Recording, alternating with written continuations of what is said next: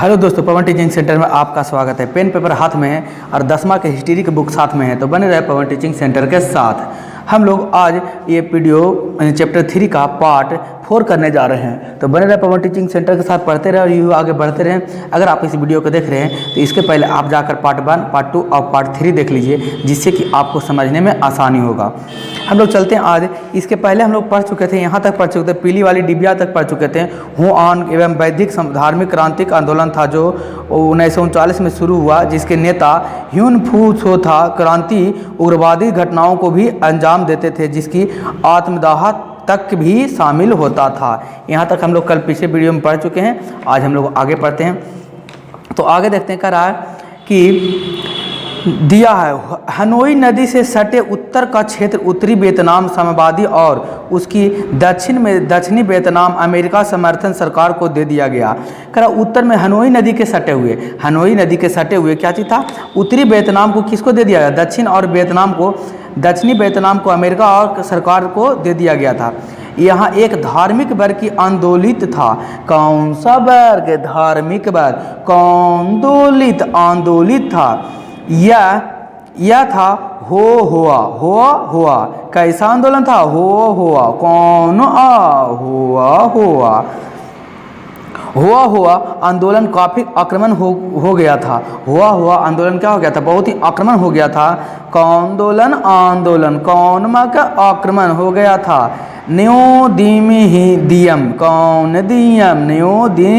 दियम ने बड़ी क्रूरता से इस आंदोलन को दबाकर ना शुरू किया।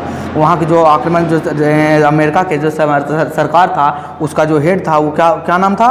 उनका नाम था न्यू दिन दिल्लियाँ। उन्होंने इस आंदोलन को, हुआ आंदोलन को क्रूरता रूप से दबाने का प्रयास किया कि यह दब जा और आगे बढ़े, ये आंदोलन आगे बढ़े नहीं। लाओसा एवं कंबोडिया।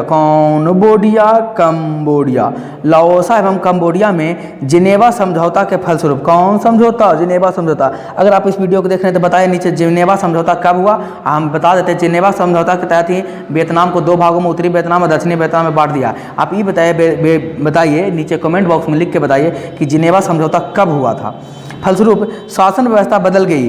वहाँ वैध राजतंत्र के रूप में स्वीकार कर लिया गया। यहाँ जो राजतंत्र था, वैध यानी कि समर्थन के रूप में स्वीकार कर लिया कि राजतंत्र क्या अच्छा है, स्वीकार कर लिया गया। और संसदीय शासन प्रणाली अपनाया गया। और कैसी प्रणाली अपनाया गया? संसदीय शासन प्रणाली अपनाया गया। यद्यपि इन्हें तटस्थ देश माना गया था। इन्हें कैसा देश माना गया था? तटस्थ देश माना गया था। परंतु साम्यवादी प्रभाव, कौनवादी प्रभाव? साम्यवादी प्रभाव इन देशों में बढ़ता जा रहा था। और साम्यवादी प्रभाव था इन देशों में क्या चीज़ होता जा रहा था? बढ़ता जा रहा था। दूसरी तरफ अमेरिका इन क्षेत्रों को साम्यवादी प्रभाव से जाने से रोकने के लिए कृत संकल्प था। अमेरिका जो प्रभाव आते जा रहा था, हुआ जो आंदोलन हो रहा, उस आंदोलन को अमेरिका चाहता था कि रोक दें और आके इस आंदोलन को बढ़ने ना दिया जाए। लाओस में गृह युद्ध। कौन ओस? लाओस। अजी कौन ओस? लाओस में कौन युद्ध? गृह युद्ध। गृह मतलब घर, यानी कि अपने खुद देश में युद्ध होने लगा वहाँ लाओस के। कौन ओस के? लाओस के। करा लाओस की राजनीतिक सीमा पूर्व में उत्तरी वियतनाम की सीमा को छूती थी। लाओस जो थी पूर्व राजनीतिक सीमा जो क्या थी, पूर्वी में उत्तरी वियतनाम को छूती थी, यानी कि वहाँ से सटती थी। 1954 ईस्वी में, कौन? 1954 ईस्वी में यह स्पष्ट हो गया था कि उत्तरी लाओसा के 2 प्रांत फुगसाली एवं होउअम फ्रांस में साम्यवादी का प्रभुत्व था। ये फिक्स हो गया 1954 में फिक्स हो गया कि क्या चीज़? उत्तरी लाओसा में 2 प्रांतीय फुगसाली हो फ्रांस में साम्यवादी का प्रभुत्व था। ये अपने विस्तार के लिए उद्यत थे। अरे अपने विस्तार के लिए क्या थे? उद्यत थे। जब लाओसा में राजतंत्र को हटाकर संसदीय प्रणाली अपनाई गई। किसमें? लाओसा में। कौन तंत्र को? राजतंत्र को हटाकर कौन सी प्रणाली अपनाई गई? संसदीय प्रणाली अपनाई गई। कौन नाई अपनाई गई? संसदीय प्रणाली अपनाई गई तो राजनीतिक कौनरता अस्थिरता का दौर शुरू हो गया। अब राजनीतिक अस्थिरता का दौर तो हो गया। पहले राजनीतिक अस्थिर था, लेकिन जब यहाँ पर संसदीय प्रणाली आया, राजतंत्र को हटाकर लोकतंत्र लाया गया, संसदीय प्रणाली, तो यहाँ राजतंत्र में क्या हो गया, अस्थायी अस्थिरता दौर में आ गया।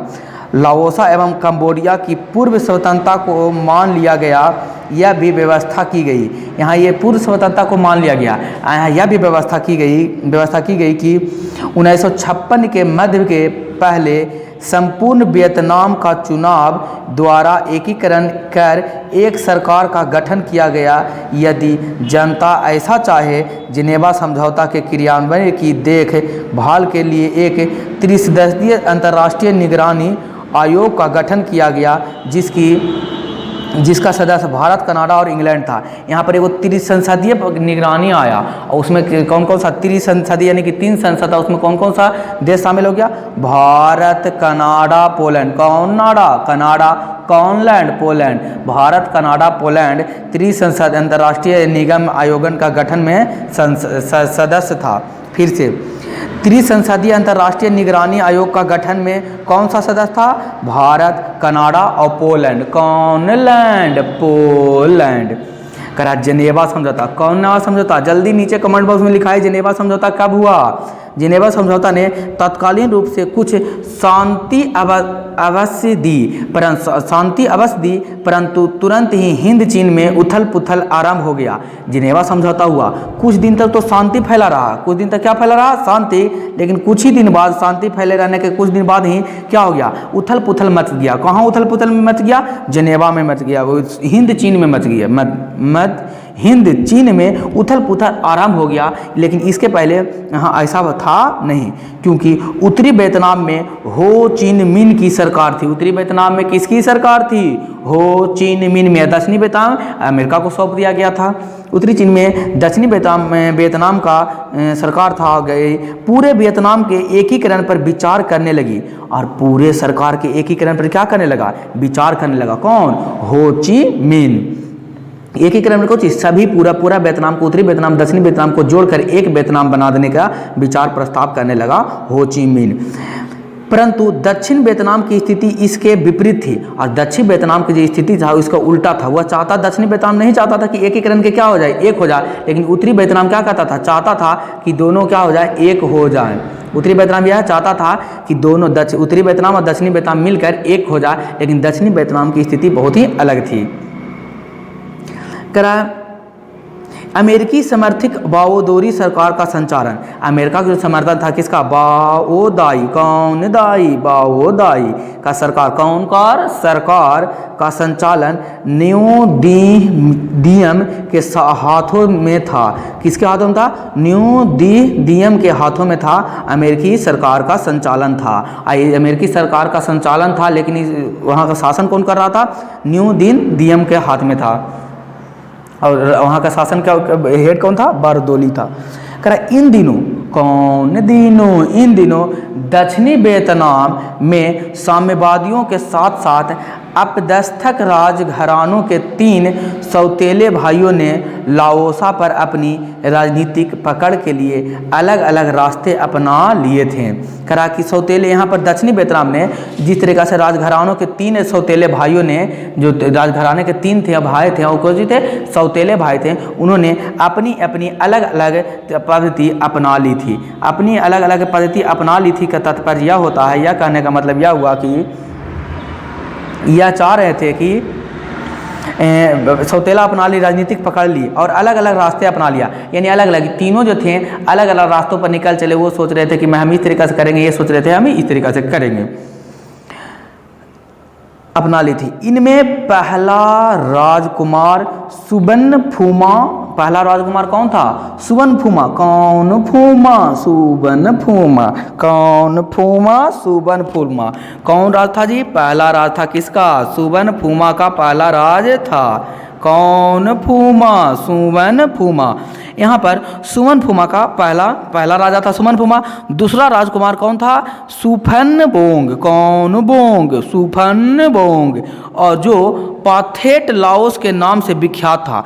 सुफनबोन पाओथ लाट के लाओ से नाम से विख्यात था, प्रसिद्ध था, लेकिन नाम था क्या? सुफनफोम। विख्यात था और अपना सैन्य संगठन बनाकर समुच लाओसा में साम्यवाद व्यवस्था लाना चाहता था। यह चाहता था कि पूरे वियतनाम में हम कौन सा व्यवस्था ला दें? समुदाय व्यवस्था, साम्यवादी व्यवस्था ला दें। तीसरा राजकुमार फूमा नौसवा दक्षिणी पथ का अनुसरण करने वाला था। और तीसरा जो था कौन सा था जी? फूमा नौसेना दक्षिणी पथ का अनुसरण करने वाला था। इन तीनों ने के आपसी राजनीतिक वर्चस्व की संघर्ष की लाओसा के अस्तित्व का कारण था। यहाँ पर हम आपको समझाते हैं ये पूरा वियतनाम है, जैसे एक एग्जाम्पल के माध्यम से हम क्या करने का प्रयास करते हैं, समझाने का प्रयास करते हैं। करा यह पूरा क्या है? वियतनाम है। यहाँ में 3 राजकुमार थे। पहला राजकुमार का नाम क्या था? पहला राजकुमार का नाम सुवन फूमा। कौन? फूमा। दूसरा राजकुमार का नाम था सुफन बोंग। कौन? बोंग। सुफंग बोंग। ये किस नाम से प्रसिद्ध था? इसका नाम था, प्रसिद्ध था पाथेट, जिसको निक नेम कहते हैं, पाथेट लाओ। जैसे आपके घर में आपका नाम होगा, कुछ किताब में नाम कुछ होगा, स्कूल में नाम कुछ होगा सर्टिफिकेट पर, और लोग बुलाते कुछ और नाम से, उसी प्रकार सुफन फोंग को फाउटेन नाम से बुलाया जाता था। और तीसरा राजकुमार था, उनका नाम था फूमी नौसबान। कौन सबान? फूमी नौसबान। यह चाहता था कि पूरे वियतनाम को एकीकरण करना। आई फूमा स्वान जो है तो सैनिक के बल पर ही चाहता था ने कि कौन व्यवस्था लागू करना? साम्यवादी व्यवस्था लागू करना। आई फूमा जो दक्षिणी चाहता था, फूमा नौसेना चाहता था कि दक्षिणतम पथ के अनुसार यह तीनों राजकुमार को वर्चस्व से सबसे ज़्यादा मेरा वर्चस्व रहे, यानी कि मेरा सबसे अधिकार रहे। ये तीनों चाह रहा था राष्ट्रीय कहाँ? वियतनाम के बारे में सारे तीनों सोच रहे थे। इसलिए तो कहा कि तीनों ने अलग अलग रास्ता क्या कर लिया था? अपना लिया था, करना था। इन तीनों ने अपनी राजनीतिक वर्चस्व का संघर्ष ही लाओसा की अस्थिरता का कारण बना। और लाओसा का अस्थिरता का यही तीनों का कारण वर्चस्व था। ये तीनों चाहता था कि मेरा सरकार बने। कौन चाह रहा था? सुबान फूमा चाह रहा था कि मेरा सरकार बने। फून बोंग, जिसको पाथेट लामो नाम था, वो चाह रहा था मेरा सरकार बने। और फूमी नौसेना था, इस चाह रहा था कि मेरा सरकार बने। ये तीनों चाह रहा था कि वियतनाम पर मेरा ही क्या वर्चस्व चले। लेकिन यही तीनों के कारण राजनीतिक में अस्थिरता आ गया, उथल पुथल पूरा वियतनाम में फैल गया। उस पर रूस एवं अमेरिका दोनों गुटों का समर्थन एवं हस्तक्षेप इस और बढ़ रहा था। इसी तरह इनके जो लाओस पर, जो वियतनाम पर जो था, रूस और अमेरिका का हस्तक्षेप बढ़ते चला जा रहा था। ये दोनों वियतनाम पर आकर अपना आक्रमण, अपना अधिकार जमाना चाह रहे थे।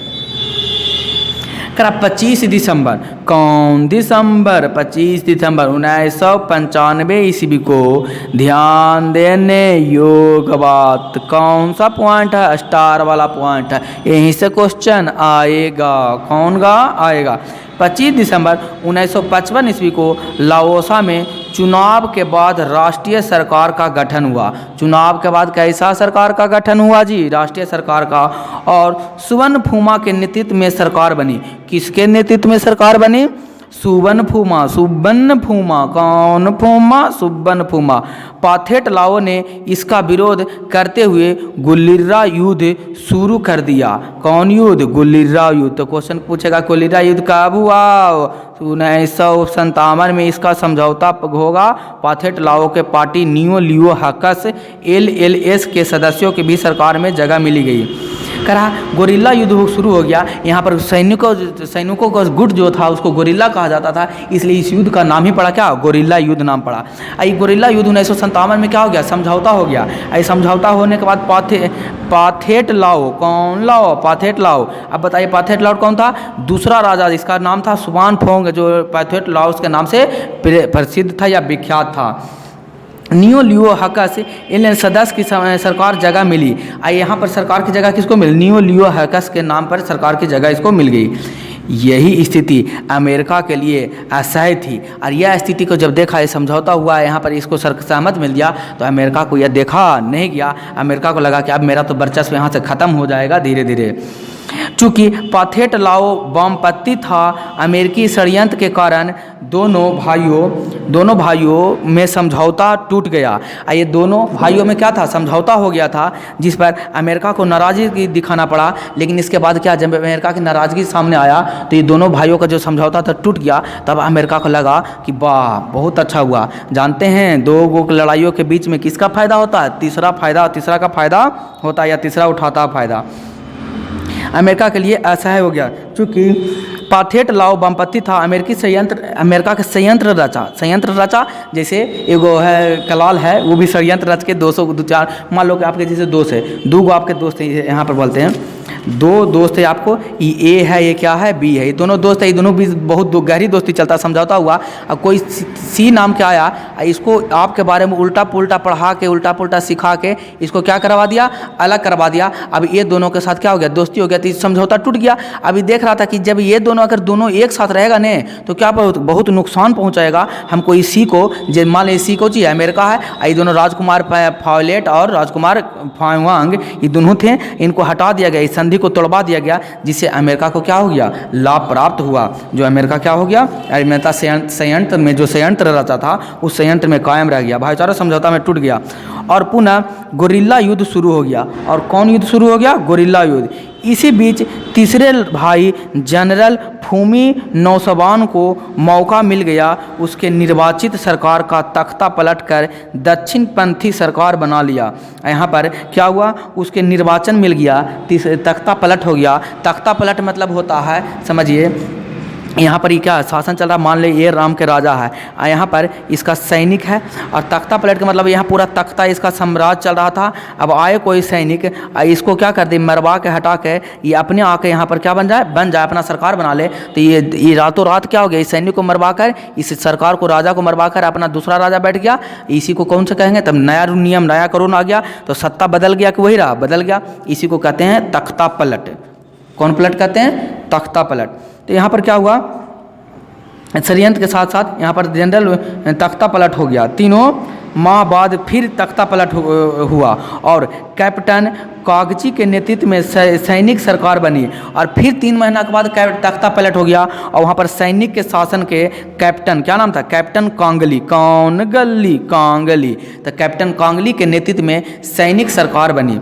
परंतु तीनों भाइयों ने मिलकर कैप्टन कांगली को उत्तर की ओर भगा दिया। अब फिर जब देखा कि ये वैसे काम नहीं चलेगा, तो क्या हुआ, कैप्टन कांगली ने तीनों मिलकर क्या किया, ये भाइयों को समझौता करके तीनों ने हटा दिया गया।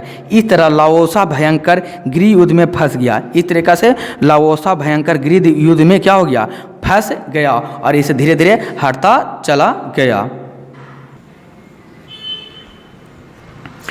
लाओसा के गृह युद्ध में अमेरिका रूस की परोक्ष सहभागिता ने एक बार फिर विश्व शांति को खतरे में डाल दिया। इसी प्रकार से लाओसा में गृह युद्ध हुआ, और इस गृह युद्ध ने, लाओसा में गृह युद्ध में अमेरिका रूस के परोक्ष सहभागियों के एक बार फिर विश्व शांति को खतरे में क्या कर दिया, डाल दिया। विश्व शांति एक बार फिर खतरे में आ गया, फिर लड़ाई का युद्ध या लड़ाई का माहौल बन गया।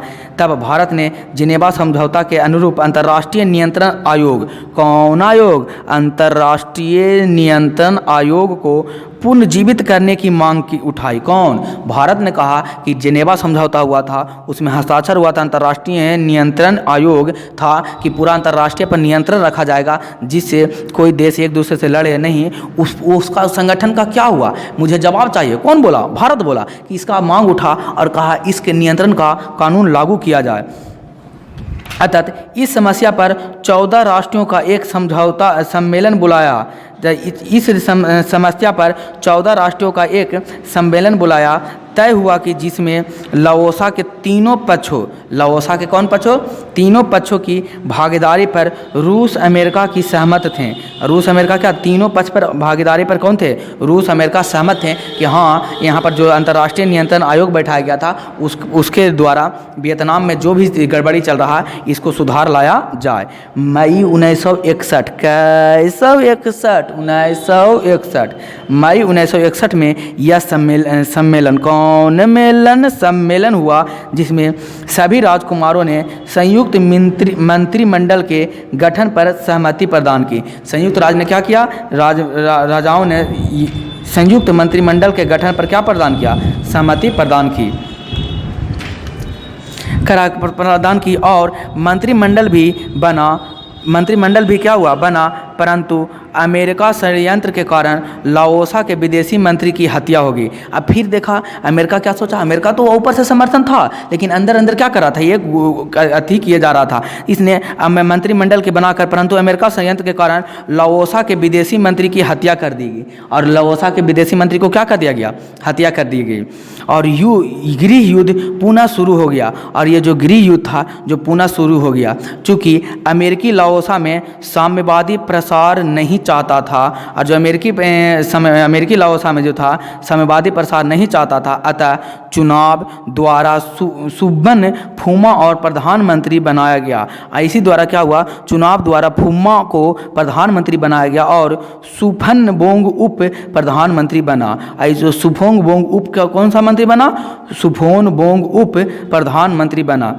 इससे असंतुष्ट पाथेट, कौन? पाथेट, असंतुष्ट पाथेट जो थे, जो राजकुमार क्या था? द्वितीय था, दूसरा राजकुमार था, ये असंतुष्ट रहे जब ये षड्यंत्र रचा। किसका षड्यंत्र था? अमेरिका का षड्यंत्र था। क्या षड्यंत्र था? कि इस तरीक़े से वियतनाम को एक साथ तीनों राजा एक हो गया फिर से और वियतनाम को अपना शासन चलाने लगेगा, जिससे अमेरिका रूस का वर्चस्व वहाँ खत्म हो जाएगा। इसलिए इनका शासन भी वहाँ क्या करने लगा? प्ररूप लेने लगा। इन्होंने भी अपना शासन वहाँ चलाने का प्रयास किया, जिससे षड्यंत्र रचकर इसको हटाने का प्रयास किया। यह बात पता चल गया किसको? पाथेट को। यह बात जब पता चला पाथेट को तो इसे यह बात सुनकर इसे क्या रहा? बुरा लगा या असंतुष्ट का सामना करना पड़ा। सन 1970 में लाओस पर आक्रमण कर जॉर्ज के मैदान पर कब्जा कर लिया। सन 1970 में लाओस पर आक्रमण कर जॉर्ज के मैदान पर कब्जा कर लिया। किसके मैदान पर कब्जा कर लिया? जॉर्ज के मैदान पर कब्जा कर लिया।